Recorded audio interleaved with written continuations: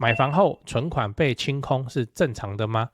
这是我们来聊 PTT 上的一个讨论哦。标题我念一下：闲聊，普通人买完房后身上没有现金是常态吗？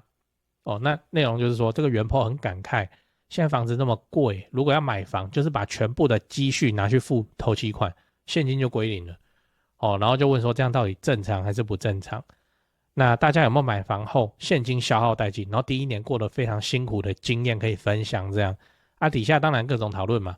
有人说他买完房以后，全身上下只剩下5万块，好、或者说买完房之后会怕哦，然后跑去借信贷，然后家具是刷信用卡分期之类的哦，各种骚操作就跑出来了。然后有一个蛮经典的哦，你看我框起来的地方哦，他写前几年买房头期款加上装潢家电，还有家人跟亲戚的赞助，入住那一天存款见底，靠全联吐司水饺撑了几个月，我靠，真的是蛮猛的。